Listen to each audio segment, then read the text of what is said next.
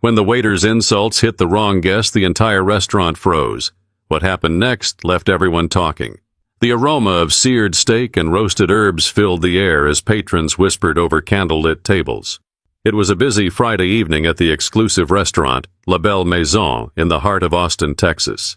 The restaurant was known for its impeccable service, high-profile clientele, and a reservation list so tight it could take months to secure a table. The staff moved like a well-oiled machine, their every motion a performance of precision and elegance. Amidst the polished clatter of silverware and quiet hum of conversations, a woman walked in, almost unnoticed. Her entrance was understated, just a simple nod to the host before being escorted to a corner table. Her dark sunglasses and tailored camel coat gave her an air of quiet sophistication. For those who might glance her way, she was just another elegant diner.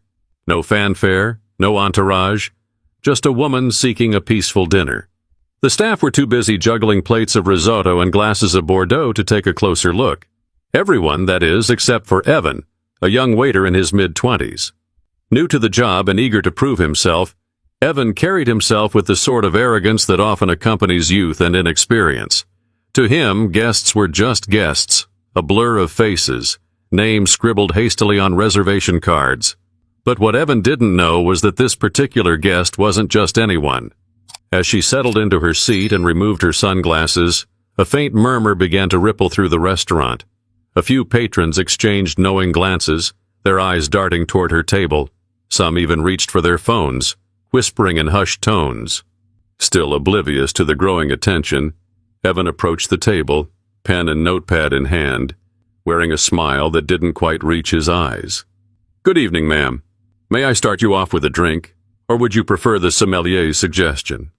His tone was polite, but there was a hint of something off, a lack of sincerity that made the words feel rehearsed. The woman looked up briefly, her face calm and composed. "Just water for now," she replied softly, her voice carrying the kind of poise that makes people pause. Evan scribbled on his notepad, but as he turned away he muttered something under his breath, just loud enough for the tables nearby to hear, but not the woman herself. A few diners stiffened in their chairs, their expressions shifting from amusement to discomfort. Yet Evan didn't notice. He was too busy gliding across the room, basking in his own perceived charm. What he couldn't see was the way the quiet murmurs were beginning to coalesce into something more. But things were just getting started, and the evening was about to take a turn Evan could never have anticipated. As the evening wore on, the restaurant's ambiance remained its usual blend of sophistication and quiet indulgence. The kind of place where waiters refilled glasses without being asked, and every dish was presented like a masterpiece. Yet at that one corner table, the atmosphere began to shift. Evan returned to the woman's table with a glass of water, placing it down with an audible clink that drew a few curious looks from neighboring diners. She didn't react, simply unfolding her napkin with the same calm grace she had displayed since entering. "Are you ready to order, ma'am, or should I give you a few more minutes to decide?" he asked, his voice carrying just a hint of impatience now. "I'll have the salmon," she replied evenly, her gaze steady. "No sauce, please." Evan jotted it down with a quick flourish, but as he turned to leave, his mouth moved faster than his good sense. "Guess you're not here for the food anyway," he muttered, just loud enough for her and others to hear. A hush fell over the surrounding tables. Diners exchanged uneasy glances, their expressions a mix of disbelief and curiosity. One man at a nearby table leaned toward his wife, whispering something that made her eyes widen. The woman at the table didn't flinch. If the comment had stung, she gave no indication. Instead, she simply folded her hands on the table, her expression unreadable. Evan, still blissfully unaware of the growing tension, carried on with his other tables, a self-satisfied smirk playing on his lips. He didn't notice the way patrons were now openly looking at the woman, some with recognition dawning in their eyes. But not everyone was as oblivious. From across the room, the restaurant's owner, Pauline Cavanaugh, stood by the bar, her sharp eyes narrowing as she watched the scene unfold. Pauline wasn't just the owner, she was the lifeblood of La Belle Maison. A former chef-turned-entrepreneur, she had built the restaurant from the ground up, cultivating a reputation for excellence. Pauline didn't just know her regulars, she made it a point to know her high-profile friends who visited discreetly, often under the radar. And this particular guest? Pauline knew her all too well. Pauline's grip tightened around the stem of her champagne flute as she caught Evan's careless remark. She could feel the weight of the diner's stares, the subtle shift in the room's energy. But she didn't move. Not yet. Pauline was calculating, waiting for the right moment. The woman, meanwhile, remained composed, taking a sip of her water as if nothing had happened. But the other diners couldn't contain themselves. A younger couple at the table behind her leaned toward each other, whispering excitedly. "I swear, that's her," the man said, his voice barely audible. "You know who I'm talking about. Look closer." His partner squinted, her mouth dropping open as realization struck. "It is her," she murmured, the words escaping before she could stop herself. Evan, however, was still none the wiser. He continued his rounds, oblivious to the buzz building around the room and the quiet storm brewing at that corner table. But Pauline wasn't going to let this go unnoticed for much longer. She had seen enough, and the moment of reckoning was drawing near. Evan's arrogance seemed to grow with every step he took around the restaurant. Perhaps it was the flattering tips from other tables or the satisfied grins of diners who didn't know better.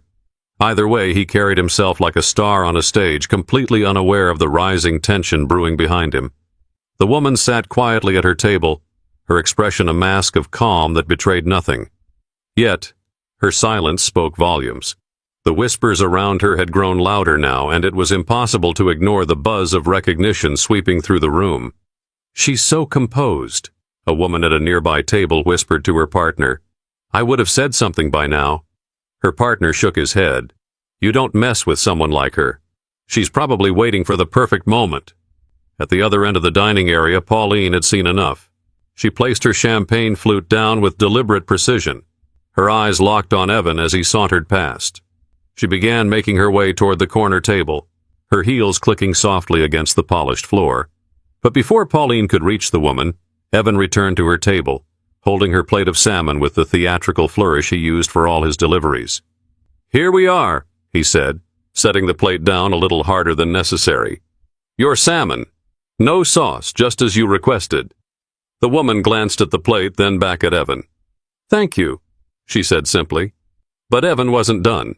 He lingered for a moment, his smug smile creeping wider. "You know," he began, his tone dripping with false politeness, "you don't really look like someone who'd eat here often. A place like this, it's a bit different, isn't it?" A collective gasp rippled through the restaurant. Heads turned, forks paused mid-air, and all eyes fixed on the corner table. The tension was so thick it felt like the air itself had stopped moving. For the first time that evening, the woman responded, not with words, but with a look. She raised her head slowly, her eyes meeting Evan's with a calm intensity that made him falter. For a fleeting moment, his confident smirk wavered. "Excuse me?" she asked, her tone steady, but the quiet strength behind it was unmistakable. Evan stammered, his bravado slipping. I just meant—" "Evan!" A sharp voice cut through the air, making him freeze. Pauline had arrived. She stood just a few feet away, her expression cool and composed, but her eyes carried the weight of authority. "Can I have a word with you?" she asked, though it was more of a command than a question. The entire room seemed to hold its breath. Evan hesitated, glancing nervously between Pauline and the woman at the table. His confidence, so abundant moments ago, had evaporated. Sure," he mumbled, stepping away from the table. Pauline turned to the woman, her demeanor shifting instantly.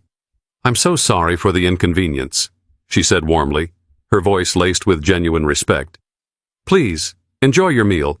I'll take care of everything." The woman nodded, offering Pauline a small, knowing smile. But the diners weren't done watching, and neither was Pauline. This wasn't just about an apology. It was about a lesson that everyone in that room was about to learn. Pauline led Evan to a quieter corner of the restaurant, away from the murmurs of the diners and the watchful eyes of the staff. Her usually warm and approachable demeanor had hardened into something far sterner. "Do you have any idea who that is?" she asked, her voice low but sharp. Evan shifted uncomfortably, avoiding her gaze. "Just a customer," he muttered, though the doubt in his tone was unmistakable. Pauline crossed her arms, leaning slightly toward him. "That customer, as you so dismissively put it, is Melania Trump.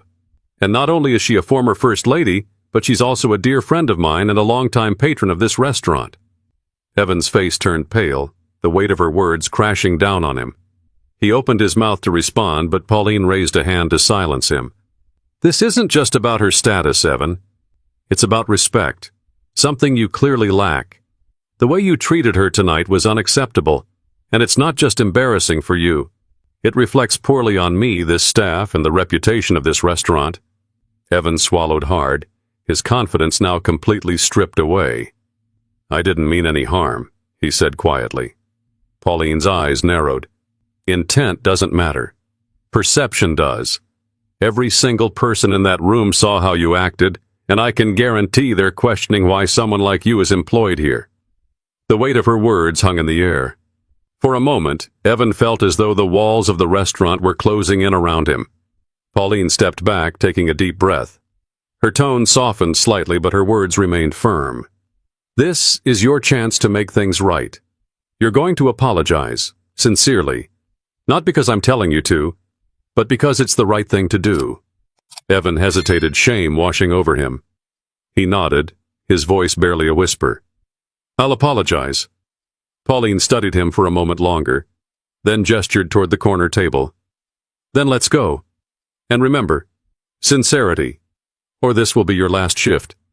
The two made their way back to the table, the tension in the room palpable. Every pair of eyes seemed to follow them, waiting to see what would happen next. As they approached, Melania looked up, her expression calm but unreadable. Pauline offered her a reassuring smile before nudging Evan forward. I owe you an apology, Evan began, his voice trembling slightly. I was disrespectful and rude, and I shouldn't have spoken to you the way I did. It was unprofessional and wrong, and I'm truly sorry. The room seemed to exhale all at once. Melania regarded him for a long moment, her gaze steady. Then, to everyone's surprise, she smiled, a small, graceful gesture that instantly diffused the tension. Apology accepted, she said simply. Pauline let out a quiet sigh of relief, but Melania wasn't done.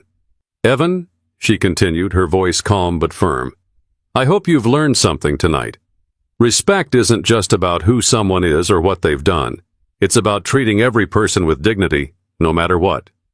Evan nodded, his shame evident. Yes, ma'am. I understand.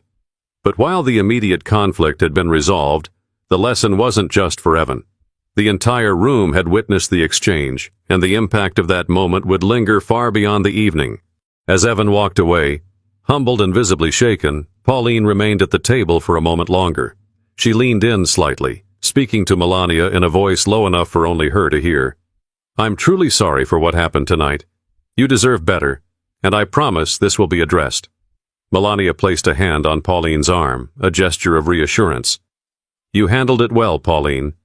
It's not just about correcting mistakes, it's about teaching moments. For him, for everyone. Pauline nodded, gratitude flickering across her face. Thank you for your understanding. The exchange was brief, but it carried a weight that resonated throughout the room. Pauline turned to address the diners, who had been watching with thinly veiled curiosity. I'd like to apologize to everyone here tonight, Pauline said, her voice clear and confident. This restaurant was built on the values of respect and hospitality, and what you witnessed earlier does not reflect who we are or what we stand for. The diners murmured in quiet agreement, their previous tension replaced by admiration for Pauline's leadership. Melania returned to her meal, the calmness of her demeanor restoring a sense of normalcy to the restaurant.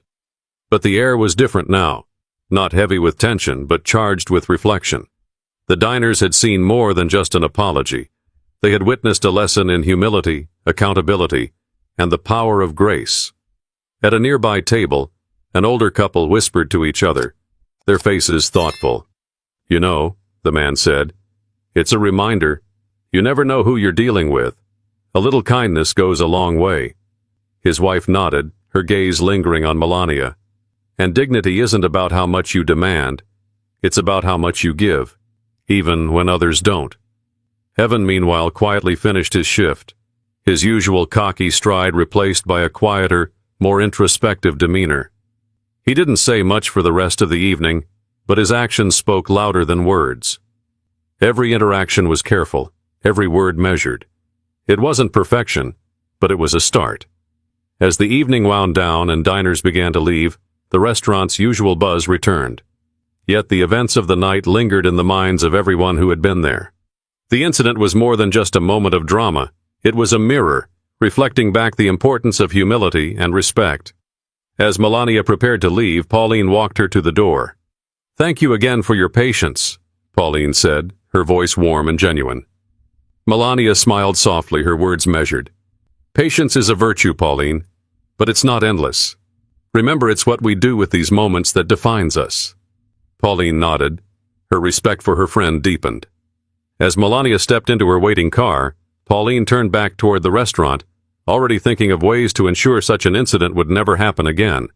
And as the last of the diners left, the lesson hung in the air, a powerful reminder that respect isn't a privilege reserved for a select few. It's the foundation of every meaningful interaction, and it's earned, not by status, but by how we treat one another. This story isn't just about a single evening at a restaurant. It's about how small moments, seemingly insignificant, can ripple outwards and leave a lasting impact. Whether you're serving a meal, sharing a conversation, or simply passing someone on the street, the respect you show has the power to shape the world around you. So the next time you find yourself in a moment of frustration or haste, pause. Consider the person in front of you, not just who they might be, but who you could be to them. And remember, true respect isn't demanded. It's given, freely and without expectation. If this story resonated with you, subscribe for more lessons, stories, and reflections. Let's build a kinder world, one story at a time.